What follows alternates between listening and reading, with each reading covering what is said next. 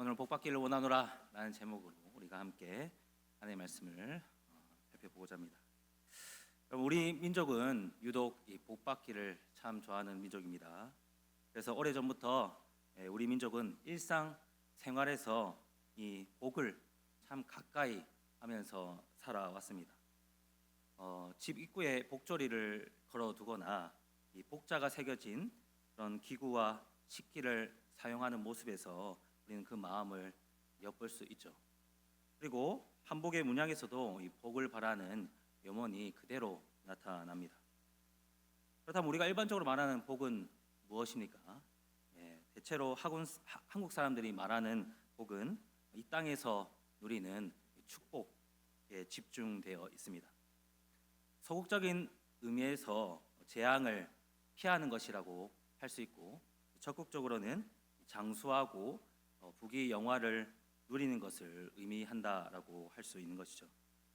그래서 예로부터 사람들은 이 성공제를 지내고 보살을 올리며 그런 굿들을 통해 복을 비는 그런 식들을 했습니다. 그리고 과학과 사회가 눈부시게 발전한 오늘날에도 이러한 복에 대한 신앙심은 여전히 우리 사회 곳곳에서 남아 있습니다.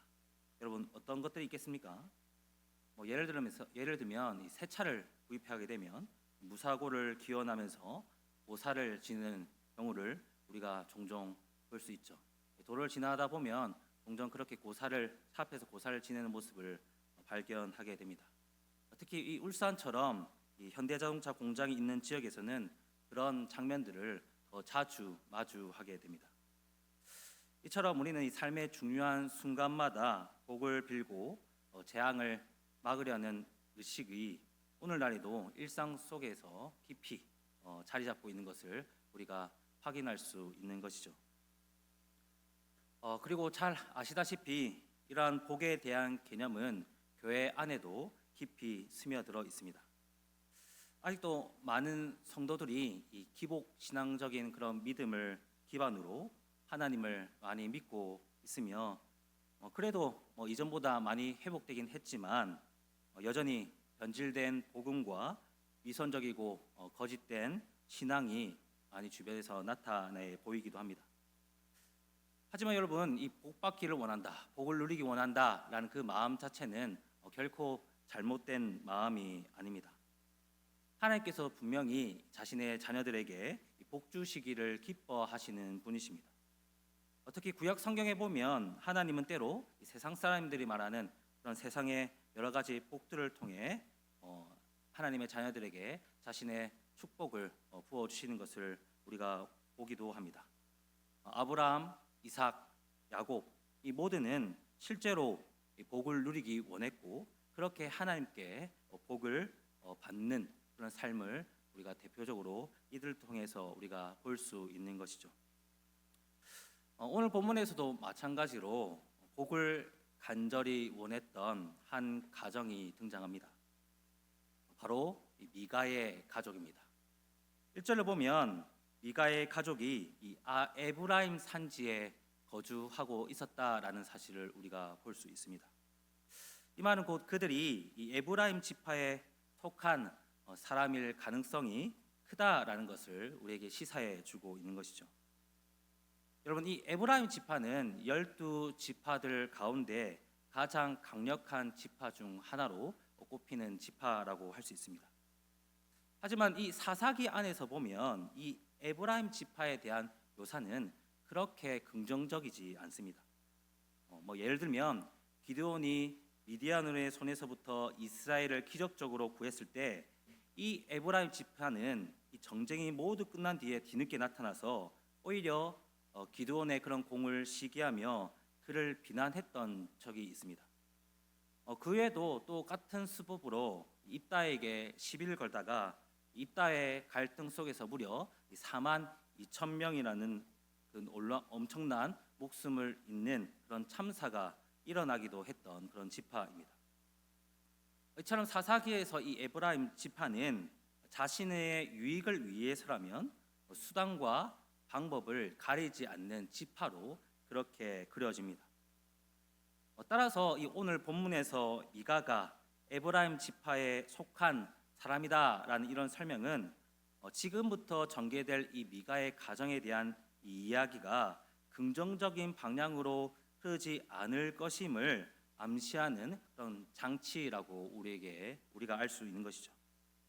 그럼 본격적으로 이 미가와 그의 가정에 대해서 어떤 이야기가 펼쳐지고 있는지 우리가 살펴보겠습니다. 여러분 2절을 보겠습니다. 2절을 보시면 미가의 가정에서 일어난 한 가지 사건을 소개하고 있습니다. 그 사건은 바로 이 미가의 어머니가 은 1100세겔을 도둑맞은 일입니다. 그리고 그 일로 인해서 이 어머니는 이 1100세겔을 훔쳐간 도둑을 향해 막 저주를 퍼붓습니다.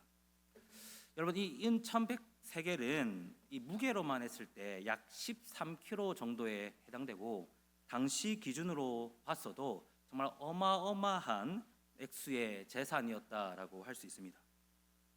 한두 푼이 아니었기 때문에 당연히 이 미가의 어머니는 자신이 내부에서 일어난 일들이 아니라 외부에서 몰래 도둑이 들어가지고 그 은을 훔쳐갔다, 그렇게 자연스럽게 생각했을 것입니다. 그런데 오늘 본문에서 드러나는 내용을 보면 알 수 있듯이 정말 충격적이게도 외부에 의해서 들어온 도둑이 아니라 바로 이 자기의 아들이 그 은을 훔쳤다라는 것이죠.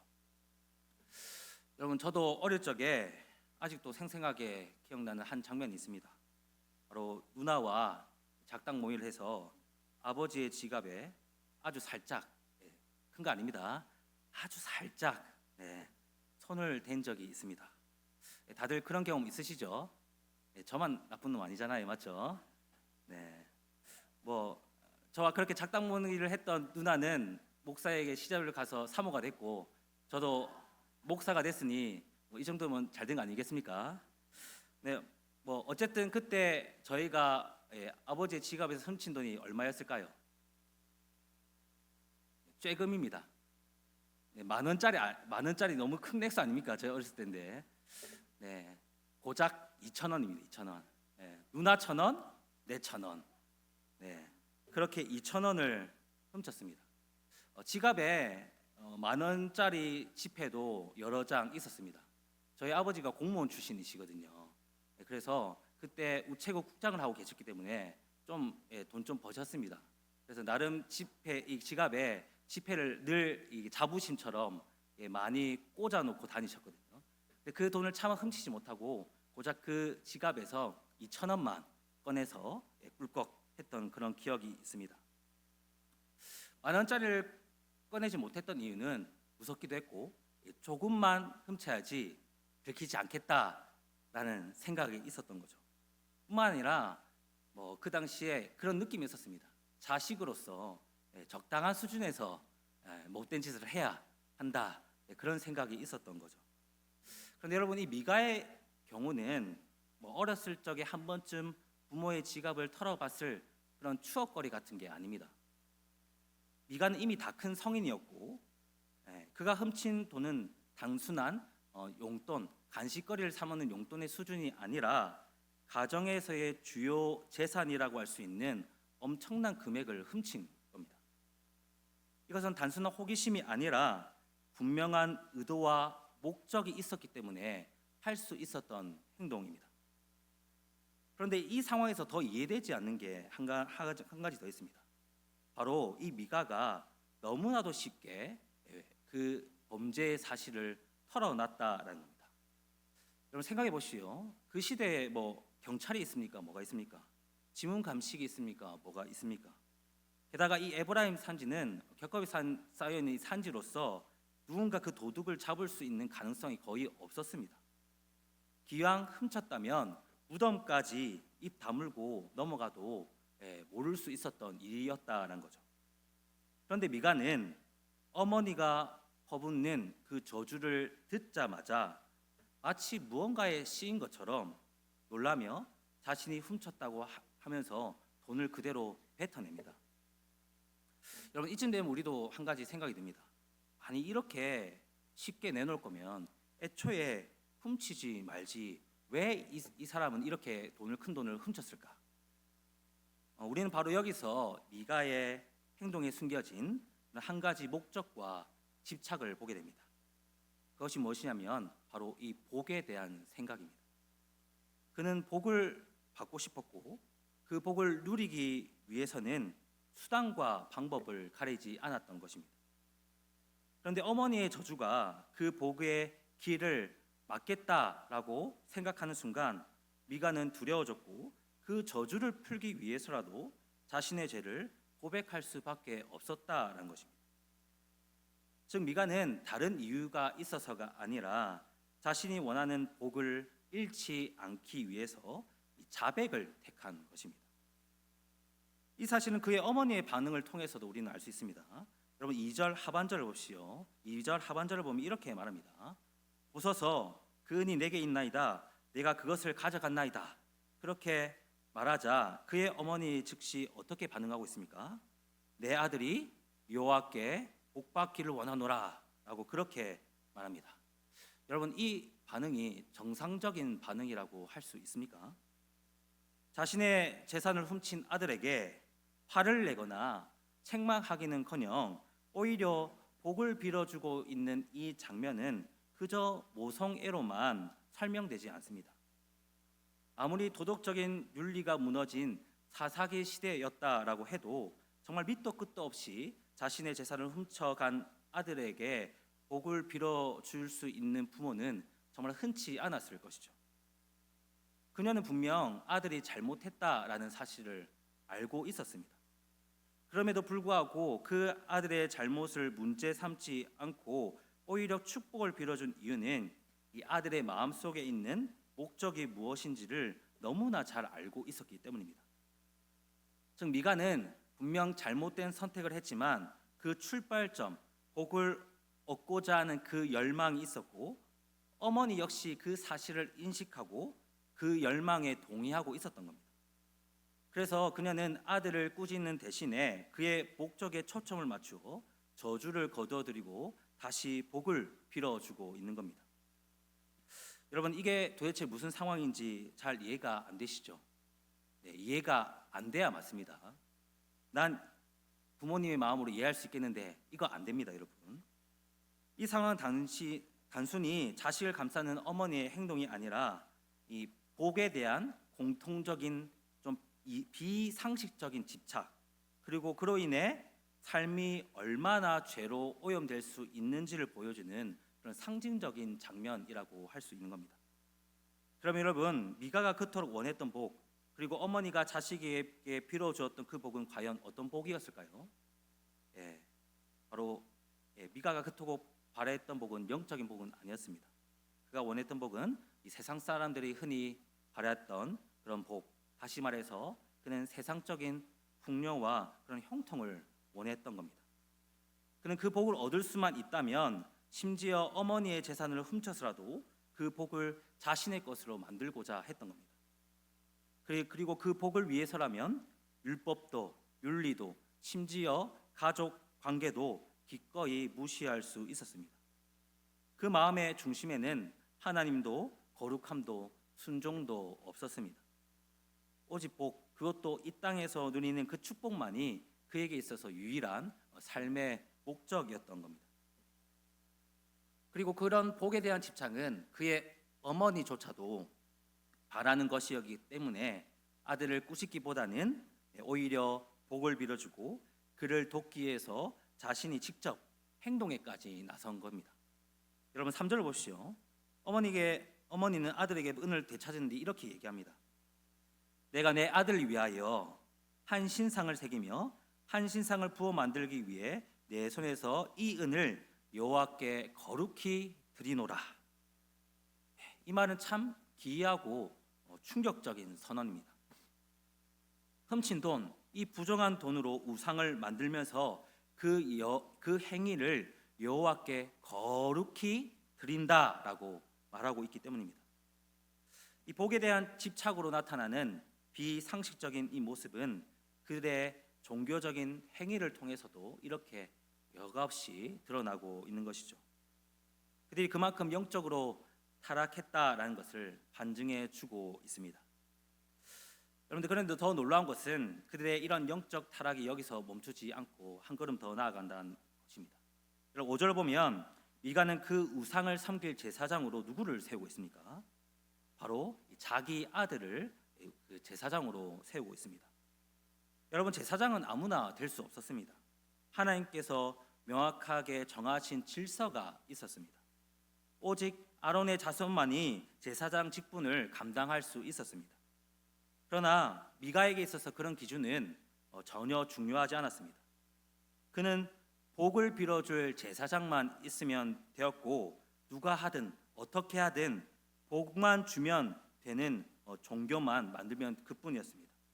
그래서 그는 가장 가까운 사람, 자신을 위해 진심으로 복을 빌어줄 수 있는, 기도해 줄 수 있는 자기 아들을 제사장으로 세운 것입니다. 여러분, 이쯤 되면 한편으로는 미가와 그의 어머니가 보여준 이 열심이 인간적으로 참 대단하다라고 느껴지기도 합니다. 복을 받기 위해서 엄청난 은을 들여 신상을 만들고 집안에 산당을 세우고 아들을 제사장으로 세우는 등 정말 지극정성을 다하고 있기 때문입니다. 여러분, 하지만 이토록 애썼음에도 불구하고 그들은 기적 같은 복을 누리지 못했던 것 같습니다. 신상을 만들고 신당도 세우고 제사장까지 세웠음에도 복을 누리지 못하니 아직 그들은 뭔가 부족하다, 뭔가 허전하다라고 느끼기 시작했던 겁니다. 그런데 그 허전함 속에 하루하루를 보내던 그 어느 날, 마치 하늘을 도운 것처럼 한 청년이 미가의 집에 나타납니다. 그는 바로 이 레이인 청년이었습니다. 미가는 그 레이인 청년을 만나고 속으로 생각했을지 모릅니다. 드디어 우리의 정성을 알고 우리에게 복을 줄 사람이 드디어 등장했구나. 그들에게 이 레이인은 복을 위한 마지막 퍼즐의 한 조각처럼 느껴졌을 것입니다. 그래서 10절에 보면 미가는 그에게 이렇게 제안합니다. 내 집에 거하며 나를 위하여 아버지와 제사장이 되라. 내가 매년 은 10세겔과 의복 한 벌과 먹을 것을 주리라. 집도 없고 먹을 것도 없었던 이 레이 청년에게 이 제안은 당연히 거절할 이유가 없는 정말 좋은 조건이었고, 그는 그 제안을 받아들입니다. 하지만 여러분, 이 장면 속에서도 심각한 신앙적인 문제가 있었습니다. 첫째로 이 청년은 레위 지파였지만 제사장이 될 자격이 없었다라는 겁니다. 아까 말씀드린 것처럼 제사장은 오로지 아론의 자손만 될 수 있었죠. 둘째로 이 미가 청년은 미가가 이 청년을 제사장으로 세울 그런 권리도 권한도 아무것도 없었다라는 겁니다. 율법에 따르면 아무나 제사장을 세울 수도 없었을 뿐더러 제사장은 하나님께서 친히 세우고 그 직분은 하나님 앞에서만 부여될 수 있는 거룩한 자리였습니다. 그럼에도 불구하고 미가는 아무런 거리낌 없이 그를 제사장으로 세우고 싶었던 이유는 13절에서 고스란히 드러나고 있습니다. 여러분, 13절을 보십시오. 13절 우리 함께 읽겠습니다. 시작.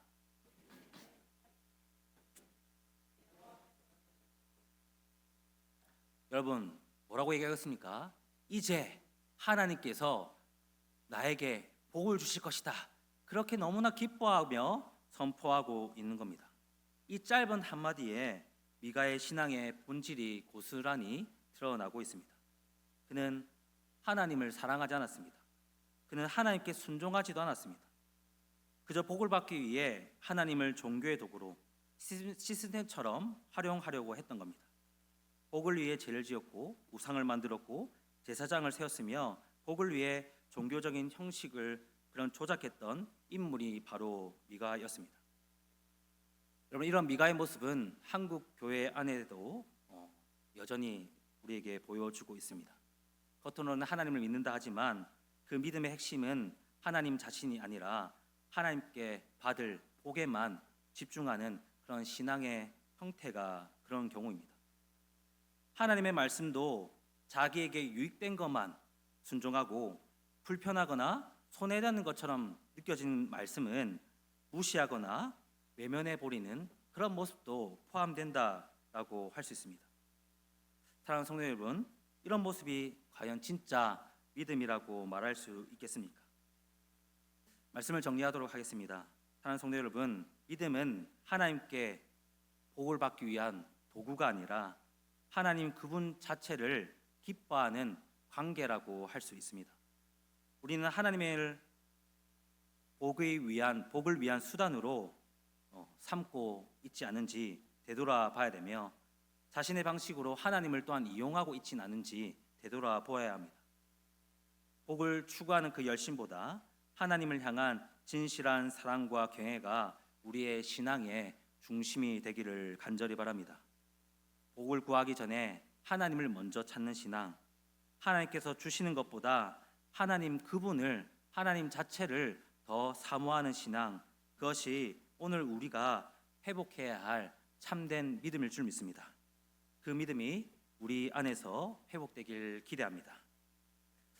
오늘 말씀을 기억하면서 우리 함께 내가 주인 삼은 찬양하며 나아가도록